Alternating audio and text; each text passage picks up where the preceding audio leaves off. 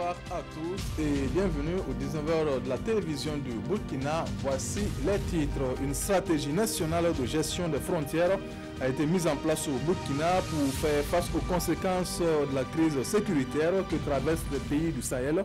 Le programme Gestion intégrée des espaces frontaliers devrait ainsi contribuer à la stabilisation du pays et à prévenir une radicalisation dans ces espaces frontaliers. Et puis quand les morts côtoient les vivants, c'est la situation que vivent les populations riveraines du cimetière du quartier Belleville de la ville de Bobo-Dioulasso. Une situation qui a conduit le conseil municipal de cette ville à interdire toute inhumation sur ce site depuis bientôt un mois. Avec la situation sécuritaire que vit le Sahel, les populations vivant dans les zones frontalières du Burkina sont de plus en plus vulnérables. Face donc à cette situation, une stratégie nationale de gestion des frontières a été mise en place avec l'appui de la GIZ. Le programme Gestion intégrée des espaces frontaliers vise à contribuer à la stabilisation du pays et à surtout prévenir une radicalisation dans ces espaces. Reportage Lamine Karantao et Rachid Savadogo. Le Burkina Faso, 274 200 km² entouré de 6 pays, malheureusement avec des frontières non délimitées dans certaines zones ou pas suffisamment contrôlées dans d'autres. Conséquence, la protection n'est pas toujours à la hauteur pour les populations installées dans ces zones.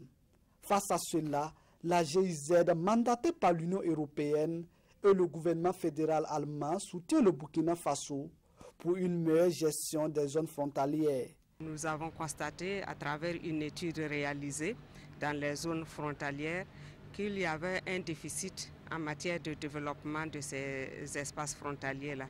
Et d'où la nécessité de créer les conditions nécessaires pour assurer la promotion du développement dans ces zones.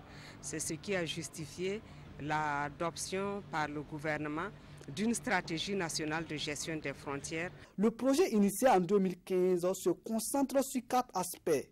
Le renforcement du cadre institutionnel et juridique, la mise en réseau des acteurs chargés du contrôle et de la sécurité des frontières, l'extension des services sociaux de base et l'amélioration du pilotage de la coordination et du suivi du programme national de gestion des espaces proches des frontières. Il y a beaucoup de préoccupations au niveau des frontières et avec l'adoption de ces référentiels, nous croyons que les populations au niveau de ces frontières pourront être dans de bonnes conditions de vie. Les premières mesures ont été mises en œuvre en 2017 avec pour objectif de faire des zones frontalières un espace aménagé, propice et sécurisé d'ici à 2020. L'association burkinabé pour l'intégration des personnes albinos milite pour une éducation inclusive.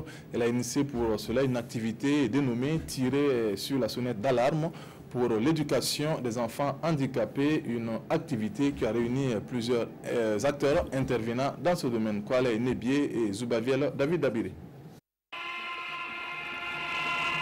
À travers cette clameur, ces élèves et acteurs de la société civile de l'arrondissement 2 de Ouagadougou s'engagent pour l'éducation des enfants en situation de handicap. Cette activité est l'œuvre de l'ABIPA, l'association burkinabé pour l'intégration des personnes albinos. Par une représentation théâtrale et des plaidoyers, elle vise la promotion d'un système éducatif inclusif. Les instruments internationaux et nationaux existent quant à l'éducation des enfants handicapés, mais la connaissance et l'application de ces textes donc, demeure une insuffisance. Donc c'est peut-être le lieu pour nous d'interpeller les décideurs à ce qu'on pratique vraiment l'éducation inclusive de sorte que tous les enfants porteurs de handicap soient scolarisés au même titre que les enfants qui sont valides. Selon des études, plus de 70% des personnes en situation de handicap ne fréquentent pas l'école classique. Pourtant, ces enfants en sont bien capables, selon la directrice de l'école Gungen Nord. Sur le plan résultat scolaire, en tout cas, on est très satisfait. Et la preuve est qu'au niveau du concours de l'excellence, nous avons en tout cas eu plusieurs années consécutives des élèves handicapés visuels qui ont été lauréats. Pour plus d'efficacité dans leurs actions, les initiateurs comptent propager cette expérience dans d'autres arrondissements de la commune de Ouagadougou.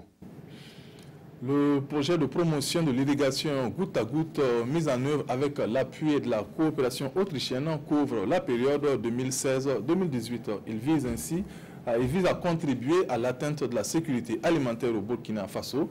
Pour constater les actions menées sur le terrain, les différents acteurs ont effectué une visite de site à Dassa et Goundi dans le Sangué. Reportage Salif Belem et Maxime Zongo. Accroître durablement la productivité agricole, voilà l'ambition du projet promotion de l'irrigation. Le système retenu, l'irrigation goutte à goutte.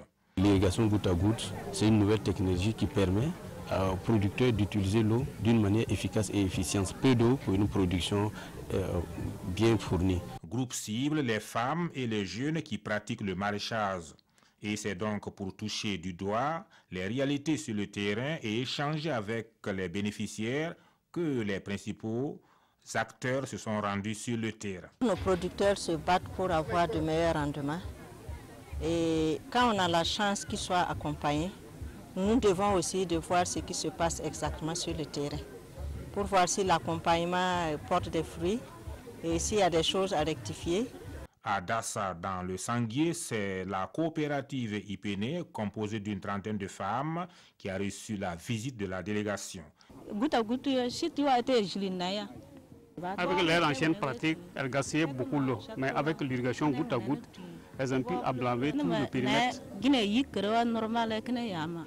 Bénéfice attendu en fin de saison, plus d'1,5 million sur une superficie de 0,5 hectares. Notre souhait, c'est qu'il y ait vraiment une seconde phase de ce projet-là pour pouvoir l'étendre à d'autres villages de la commune.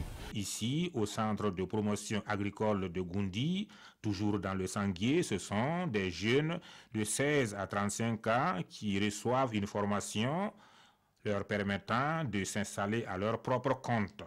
D'un coût d'environ 1,4 milliard de nos francs, le projet de promotion de l'irrigation goutte à goutte couvre 10 provinces réparties dans 4 régions. Partenaires techniques et financiers, la coopération autrichienne. À Waïguia, le Fonds d'intervention pour l'environnement a procédé à la remise de chèques à 41 promoteurs retenus pour son 3e appel à projet. Ces projets concernent les thématiques conservation, produits non ligneux et changement climatique. Pour ce premier décaissement, les bénéficiaires ont reçu chacun 40% du montant total de leur projet. Reportage Zuenabo Selenga et Herman Toui. Son chèque en main après la signature de convention. Mamounata Sankara est l'heureuse élue du 3e appel à projet du Fonds d'intervention pour l'environnement au compte de la région du Nord.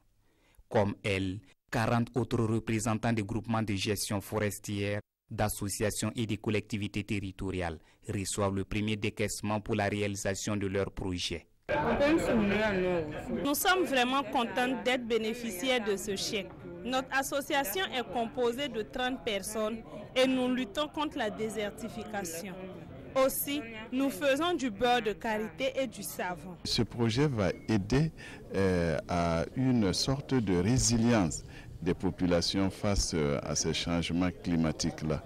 Donc, nous voulons traduire toute notre reconnaissance au gouvernement et aussi à tous les partenaires techniques et financiers. À la suite de ce premier financement à hauteur de 40%, les promoteurs et opérateurs d'appui vont bénéficier des formations pour la mise en œuvre réussie de leur initiative. Sur le terrain, nous allons aller procéder à un suivi de l'utilisation de ces 40% afin de pouvoir décaisser les autres tranches de l'ordre de 30%, 20% et 10%. Donc, les promoteurs ont une période de 18 mois pour exécuter l'ensemble des financements. D'un coût global de plus de 390 millions de francs CFA, la réalisation de ces projets va contribuer à valoriser les ressources forestières et à lutter contre les effets pervers du changement climatique dans la région du Nord.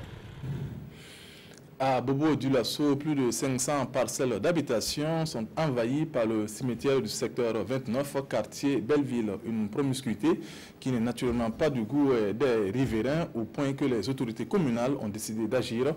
Une décision a ainsi été prise depuis fin mars pour interdire toute inhumation sur ce site. Le constat avec Karimo Ilboudo et Moumouni Baro.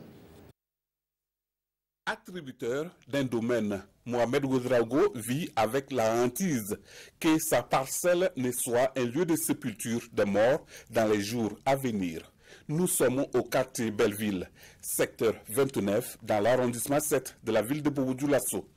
Propriétaire de cette maison en finition, c'est impuissant que M. Ouedraogo a vu sa cour encerclée petit à petit par les tombeaux. Vraiment, comment on va faire? Bon, nous aussi, on a venu trouver. Bon, les gens ont commencé à faire tout ça là. Bon. Parcelle aussi, on ne peut pas payer. Nous aussi, on ne peut pas décourager parcelle, nous laisser pour nous là aussi. On a venu commencer à faire un peu, pour pouvoir venir rentrer. Même tout ça, ce sont des prêts qu'on a venu faire tout ça. On va rentrer dans le prêt pour venir faire tout ça, pour qu'on ne va pas perdre. C'est ça.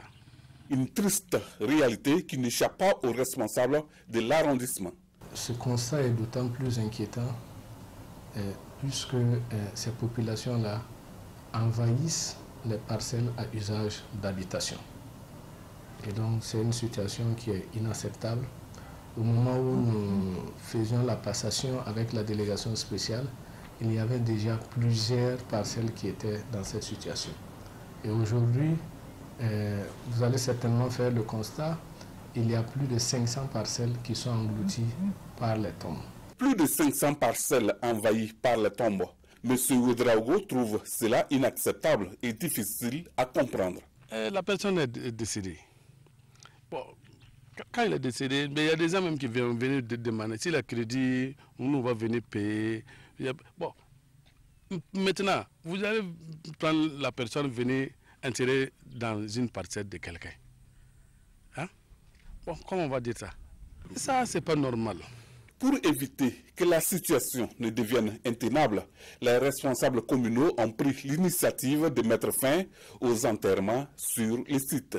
Nous avons pris un arrêté déjà pour pouvoir faire comprendre à la population qu'elle n'est plus autorisée à procéder à des enterrements au niveau de Belleville.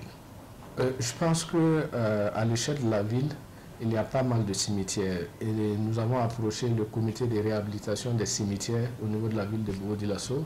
Il y a un travail qui a été fait dans ce sens. Il y a le cimetière municipal. En ce qui concerne des parcelles déjà envahies, des dispositions seront prises pour réparation des préjudices créés à l'endroit des propriétaires, rassure le maire. Nous ne pouvons pas fuir nos responsabilités. Nous sommes obligés de faire face. Ce sont des Burkinabés comme tous les autres et nous avons une responsabilité. Et donc, quelque part, l'administration a failli et il nous appartient effectivement de corriger ces torts-là. Nous avons certes, et au sein du Conseil, on essaie de réfléchir effectivement à une solution alternative. Mais vous savez tous qu'avec la mesure de suspension, nous ne pouvons qu'attendre.